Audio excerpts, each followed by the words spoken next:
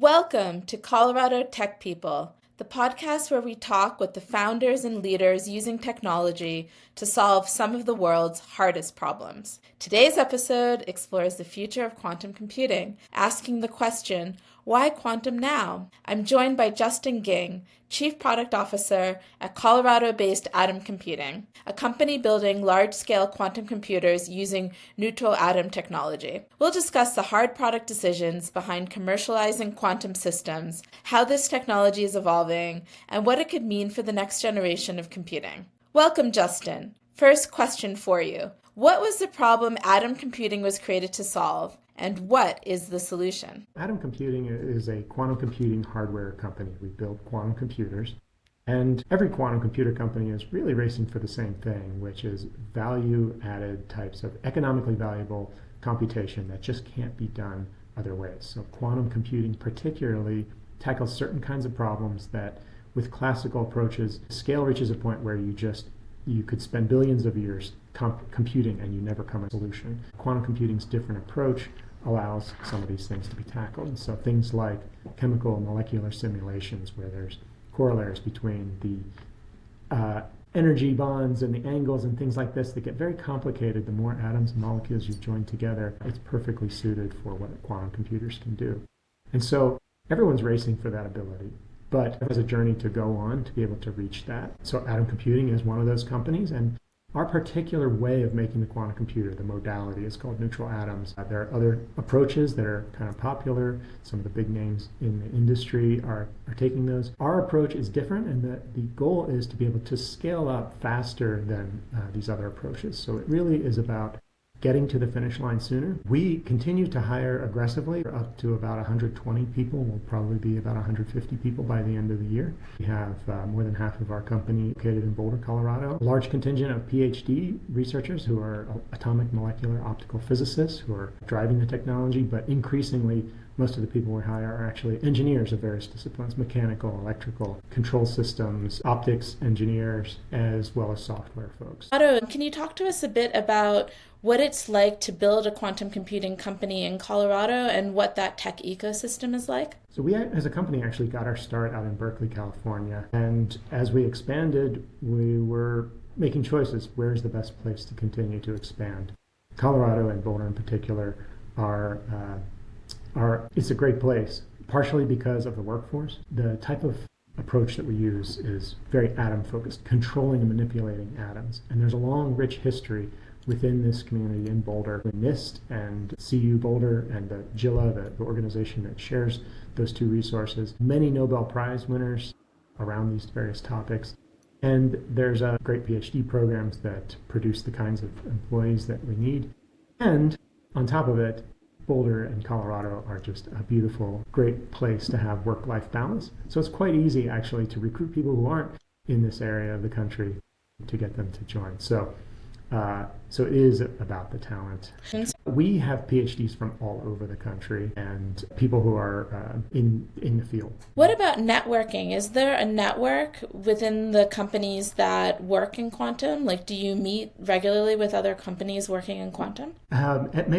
Maybe different levels of meeting up. So within Colorado, there's an organization called Elevate Quantum, which has a convening element to it. So it does get everyone together to kind of think about topics as diverse as like workforce, but also kind of like what's going on in the industry. There are national groups, Quantum Economic Development Consortium, that is now actually inclusive of international groups as well, that gets everyone together. But the other thing is there are a lot of quantum conferences around the globe. And to some degree, it's a relatively small community. So you end up seeing the same crew of folks at a lot of these events. Increasingly, there are events that go outside of the quantum domain. So recently, there was an oil and gas conference that S&P Global put on in Texas. And several quantum companies participated in that to kind of introduce what quantum can do for a particular industry. And that's just one example of that industry. But with quantum benefits into pharmaceuticals and finance and other types of industries. Quantum computing has been 5 to 10 years away for decades. So what's changed right now in the field of quantum computing? Well, quantum computing is a journey, and I think the ideas started in the 80s and really formulated once there was this very real, tangible path towards cracking encryption that got people very interested in how this might work. So there were investment over the years. I think there were some big milestones, inflection points. One was IBM taking a lead in getting some of the first systems out around 2015, 2016, making it available to researchers, a 5-qubit system that they put out. And it was very beneficial to have everyone realize, oh, this is real. Quantum computers aren't theoretical, they are real devices that you can actually work on. 5 qubits, 5 physical qubits. There's not too much you can do, but people got very creative and it inspired many others to follow. Our particular modality came about because a lot of things came together in the industry to make it possible. One of those key things for us is lasers. So in order to control and manipulate atoms, you use various colors of laser depending on the element that you're using. The atom that you're using prior to 2016 time frame. If you were going to tackle this, you'd have to build each of those lasers yourself. So you'd need to be as much a laser company as a quantum company. But because of advancements in those laser technologies and the commercialization of those, where you can purchase a laser that you turn on and it works, then you can move forward to using that as kind of just one component in the system. And that was an inflection point for neutral atoms particularly. In very recent times, I think the energy around quantum is picking up because when people say 10 years out, that's usually like beyond a reasonable window where you're like, sure, anything can happen in 10 years. We're at the point where we're more like 5 years out. So there's very tangible path at this point to get from where the industry is now, and particularly our company, these systems that we will put out and reaching that threshold to utility scale. So currently we're building research systems that people can use to make better quantum computers, essentially test out algorithms at a smaller scale and start showing the technology and moving towards it. But at that point where we're making utility scale, things change quite a bit.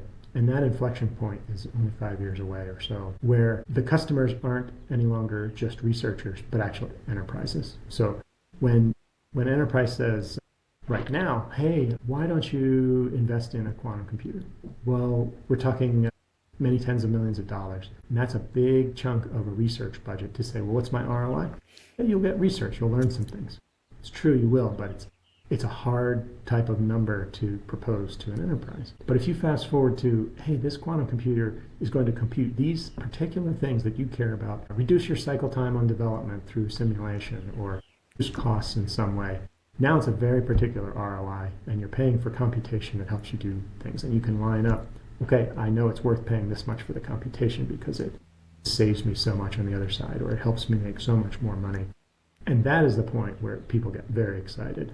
And that's where all of the work in quantum starts to pay off. About 5 years away from being able to quantify that ROI? I think that's the rough time frame, give or take a year to something like that. But we believe we will start to dip into that threshold with our next generation system, which will be about 2 years from now, into the range where many people have shown theoretically the level of computation that you need, and we'll be hitting those thresholds. And so some of the first things, there might be one or two very scientific niche type of applications, such as something around magnetic materials or something like that, that maybe isn't as widespread and helpful to everyone, but it'll start to cross into that threshold.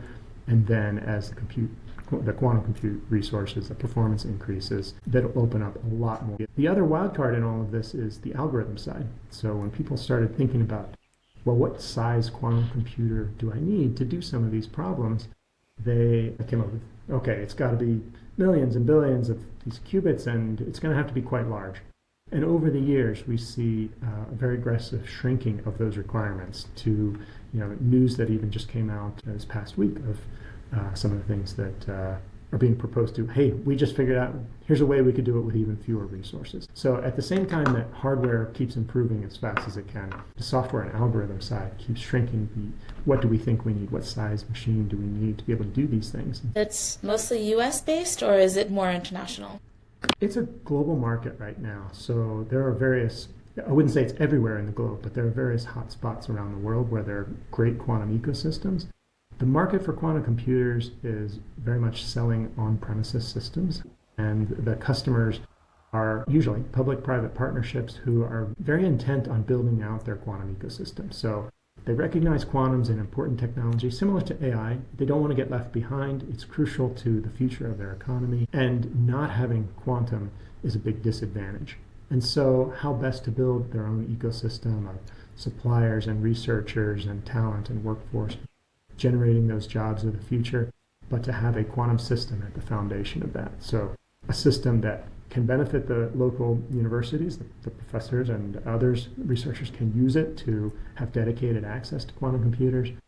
But even more importantly, novices who haven't touched or thought about quantum computing, maybe aren't even in the field, maybe biologists or something like that, that say, how can I touch a quantum computer? And having that access to be able to introduce people to it and start training them becomes a crucial part. And so all of that together makes the quantum computer as an ecosystem builder kind of the product at the moment. And so around the world, there are various regions, states, countries, provinces, and et cetera, who want to have quantum. You name like the top 5 centers for quantum globally? The US is obviously very strong. In addition to that, the EU and UK. In Asia Pacific, there is Japan and Korea and Singapore. Australia has a strong ecosystem. And in the Middle East. What's the biggest bottleneck to scaling quantum systems today? For us, it's much more on the engineering side. So we have a technology that scales well, but that scaling is an engineering challenge. So the way we operate our quantum computers, we hold individual atoms in a vacuum chamber, and we use laser tweezers, which is a very finely focused laser beam, to hold those atoms in free space. And so once you have it held, you can actually move your qubit around, almost like a tractor beam in Star Trek. You can hold those atoms. And we create many of those spots of light, these tweezers that are holding atoms. And once you're holding that atom, you can use other lasers to send pulses to it to control the quantum information. And you can cause them to interact and have the entanglement and perform these quantum operations. So for us to scale, we add additional atoms, which are the qubits, into this vacuum chamber, and we control them. So that is where the engineering starts to come in, is how do you add more and more of these atoms and control all of them and do it in a way that you're doing it very quickly. So there's the number and the quality of these qubits, but also how fast you're doing the computation, because even when you're talking things that happen at microsecond scale or millisecond scale, doesn't sound like much, but then you have many of these operations, and so it starts to add up. And so the engineering challenge is, how do we control that many spots of light, and how do we move them around efficiently? You mentioned hiring PhDs. What types of skills are you looking for? What types of backgrounds? Well, usually the PhDs are AMO physicists, the atomic, molecular, optical. They have very often worked in the exact type of work in their PhD program of how do I control and manipulate atoms to do various things. And so that's a large part of it, but a very particular type of physicist. And there's only so many around the world and getting trained. Could you tell us a little bit about the trends around what people want to use quantum computers to do? Yeah, so I would say in the past 5 to 10 years, when quantum computers were relatively low capability types of systems, people were making the most of it. So using those physical qubits and doing what are called NISQ algorithms, so noisy intermediate scale quantum. So the interactions are not necessarily the highest fidelity interactions, not quite reliable, but people got creative and started showing at least demonstration algorithms. Like, here's how you could do some chemical modeling, or here's how you could do some optimization problems. And there was several years where that was the bulk of the activity, was showing that quantum computers can do these things. Usually small scale problems where you would kind of say like, well, I could almost do that just with a paper and pencil. They're small problems. But the point was, if you write a quantum algorithm to do this thing on a small scale problem, it actually computes and does the right answer. You can start to build up that credibility that the quantum computer does work, in essence. But the reality is, for a quantum computer to do these actual utility scale problems, they have to be very high quality interactions. And so the way that you get that is, there's a limitation on the physical qubit fidelity. And so how do you get across the barrier to making it way better? You start grouping physical qubits together to each essentially act as one qubit. So it's a logical qubit, it's called. So it's like a virtual qubit that is made up of actual physical qubits, so that collectively they collect high quality. Those are the ones that you can do these great algorithms with. So the question is, how do you take those physical qubits, make logical qubits, and make a lot of them? Well, it's algorithmic based. What is the algorithm for working with these physical qubits to track the errors and correct for them such that they work this way? And so that is where all the research is channeled now. I say all, but a majority of the research around the world, everyone is very interested in how can they make a quantum error correction algorithm that efficiently makes logical qubits and does it in the best way possible to increase the highest quality at the lowest physical qubit resources. And so people are very interested in using the quantum computers now. And that's not as appealing to the end users of like, well, how's that going to help me in my pharmaceutical or finance? It's not solving those problems. It's actually solving how do we get the hardware so that it can solve your problems. So there's a little bit of a setting aside those end goals for a moment. What kinds of problems could quantum computers solve that classical computers struggle with today? Yeah, so I mentioned some of those. I think the one that we're excited about is chemical and molecular modeling, and that is beneficial to materials, to many different things in sustainability aspects. Can you design a more efficient solar panel, for example, or can you improve a process with catalysts? Could you improve, let's say, oil and gas drilling or something like that? All of those types of chemical molecular types of things. And part of the reason that's exciting is because we expect that to be one of the first applications, something that requires smaller resources from the quantum computer. As the quantum computers get bigger, more of these types of things open up of what could you do for finance or some of these other things. But that chemistry stuff and the materials seems to be first. And part of the way we see this interaction going is actually in conjunction with AI. So there's an interesting tie-in with AI. One is perhaps quantum computers can actually be a coprocessor in the training process, which is exciting from the energy consumption point of view. If you could pass off at least some of the computational jobs of training, which are using all of this energy of data centers, if you could do it more efficiently with quantum, that'd be a big win right away.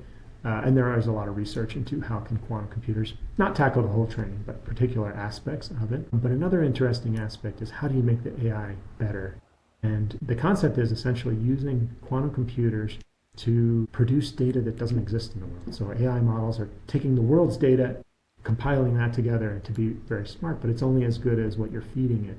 So if you can use a quantum computer to model the interactions go at a much more higher resolution and use that as a new data set for AI to train on, the AI will become better at actually predicting what they can do. So you could use then AI to do your simulation based on the data that quantum computers fed it.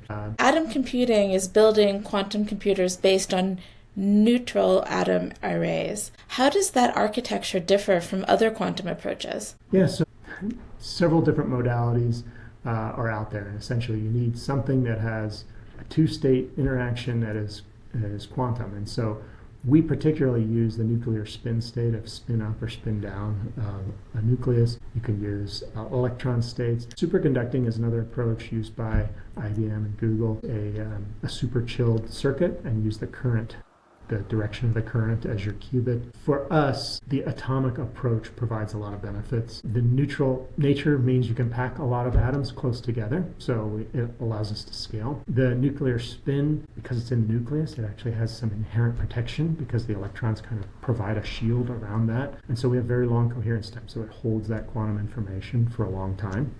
Helps you in the computation. And the approach that we have where I was describing with the tweezers and you're moving them around, you can actually, instead of having a fixed topology where if one qubit wants to talk to a qubit that's far away, in superconducting it's printed in circuits, so one qubit has to talk to the next circuit and talk to the next qubit and so forth, whisper down the lane, and so you lose a little bit of the fidelity each time. With our approach, you can go grab whatever two qubits you want, put them together, have them get entangled, and go put them back, and that allows any qubit can talk directly to any other qubit, which turns out to be a huge win when you're doing error correction schemes so that you can be more efficient with those schemes.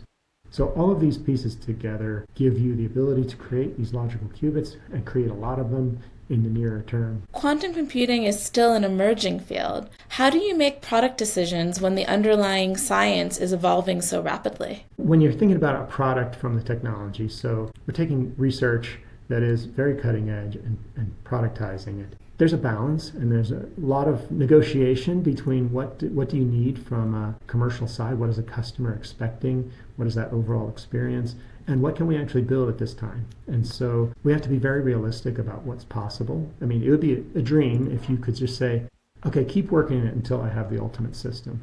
But we have to kind of set it out in a staged approach because at least we believe that having systems that are not full utility scale is actually helping other types of research happen. So if there isn't a system in existence for software and algorithm development, that won't make progress. And so having interim milestones of ever-increasing system sizes, we think is beneficial to pull everyone along to the readiness.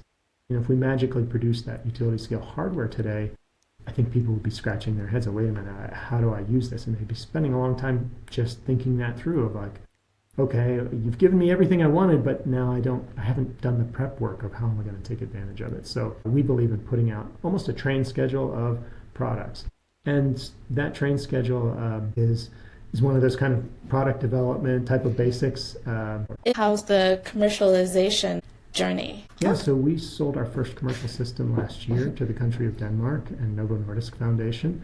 We're actively delivering on that and seeking out other customers. So we build and deliver quantum systems, and then where we deliver them, we also set up a facility. So first of all, just to support that system, because it's going to be hands-on for keeping it running during the whole time. These are not, black boxes that just run forever on their own. So we have support people, but then also it's our goal to participate in each of these ecosystems. So that is our customer goal, to build out their ecosystem, and it's our goal as well. So if we had a magical buyer who said, I want to put it in a glass case and just look at it because it's beautiful, that's nice. We would like to make a sale. But it's not actually serving our long-term goals of cultivating the right research to move this forward. It's not finally we delivered this product and we're done. This is just the start of quantum computing as an industry. So the more that we can see these quantum computers used in those ecosystems, doing interesting research, helping us move our hardware forward, but also moving these applications forward is beneficial. And so wherever we deploy a system, we also have folks that will participate in that ecosystem actively, make sure there is strong demand for that system and that people are taking advantage of our particular. Has fundraising been difficult or has it been easy? I think the quantum computing, I think that the typical thing is we're always raising as a company. Quantum computing is an expensive type of endeavor, but there's enthusiasm in the community for it, especially now as we're getting so much closer. I think people can actually see the end goal, see the light at the end of the tunnel. There's definitely interest in that. And I think with companies moving to public markets, we've seen even retail investors get more educated and more involved and excited about quantum. So I think there's many paths to funding at this point. What is your vision for where atom computing will be, say, 5 to 10 years from now? Well, hopefully in the 5-year frame, we're talking about utility scale systems. There will come a time when we're no longer selling on-premise systems that we're delivering to customers in various places around the globe, but actually moving back to a data center model. We believe that once the compute itself is what's valuable, then a cloud model actually serves everyone quite well. And so once you know exactly what your compute's going to do, you're buying your time results, and you don't really care as much about the physical system and physically touching it. You can have it happen in the background. And even longer term, when people say, well, how's it going to affect my life? You probably won't know that a quantum computer is doing the computation today. In fact, I would guess that most people don't know. When they ask the cloud for something, did a GPU help that? Did a particular ASIC? Did my video get encoded by a CPU or a transcoding chip in the cloud? Nobody knows. Most people probably don't care. They're like, did it do what I wanted to do? And I think the same thing will happen with quantum, where the quantum portion of a computation will be sorted out within the cloud. People's lives will definitely be affected by the things that people do with quantum to invent new materials and make products better, to do their applications. Do you think quantum will always be something that's more for commercial purposes? I think I think quantum computers are a bit more of a specialty computation tool. There are certain kinds of problems that are better tackled by quantum, and it turns out 1 + 1 is not one of the things that it does well. You actually can do it with a quantum computer. You can make an adder, but there are many more efficient ways to do that type of a problem. But for the kinds of high number of variables, high computation space problems, quantum computers are the best for it. So does everybody need that? Not necessarily. So not for their daily life. So I think that we'll just continue to see compute kind of be this heterogeneous mix of using the best type of processor for what you're going to do. I've been in the quantum space for about 8 years. Before that, I was in the semiconductor space, particularly all the chips and processors and sensors and cameras and things that are in cell phones. In cell phones, the processors are systems on a chip. There's actually more than one CPU, and these architectures for those chips usually have big CPU cores and little CPU cores. And the reason is sometimes I need a lot of horsepower, but it uses a lot of power and my battery is limited in what I carry around in my cell phone. And sometimes I just need a little bit of processing power, and I can do that at very low power. And so within that processor, you're actually diverting the job to here's where I need a big one, here's where I need an energy efficient one, here's where I need a particular function done, and there's a little special core for doing that. So I think the same kind of thing happens at a macroscopic scale with compute. Hey, in this case, I need just regular cloud CPU. In this case, I need a QPU, a quantum processing unit, to actually tackle that problem. In some cases, I need a supercomputer that is doing weather analysis for weeks on end. So I think there will continue to be this bifurcation of specialization of processors. You mentioned earlier that the current computers are tens of millions. Do you think that there will be quantum computers available for less? Yes, I think that as soon as you start to produce them in much higher numbers, there's many ways that costs can be addressed. The goal right now for quantum companies, atom computing included, is make it work first, worry about the costs later. We have many ideas about how to reduce those costs. Once you're producing, we're doing at most a handful per year, but if you increase that, let's say 2x, 3x, 4x, that already would start to show some benefits that we can do from the supply chain point of view. And if you say, I'm going to do 10 or 100x the number of quantum computers, there are some really big things that could be done and some technologies that could help that move along. So we strongly believe that the cost will come down for quantum compute as they proliferate. Part of it is to get to the goal of doing something economically valuable. What is one book every builder should read and why? I am a big fan of Chip and Dan Heath's books. More recently, The Power of Moments is one that, from the business side and from marketing and telling the story of quantum, the book is essentially about how do you make it special when people are presenting something new? And for us, we're certainly in the new space, and how do we make that experience a positive one? Oh, fantastic. Well, Justin, thank you so much for joining us. This was a really interesting conversation. I think some really great nuggets in this for people that are very familiar with quantum, but also for people that don't know very much about quantum. So thank you for sharing your expertise. Thank you to our listeners for listening to this episode of Colorado Tech People. If you enjoyed this conversation about why quantum now, consider sharing it with someone curious about where technology is headed next. Don't forget to subscribe so you can hear more conversations with the innovators shaping Colorado's tech ecosystem. Until next time, keep exploring what technologies will define the future.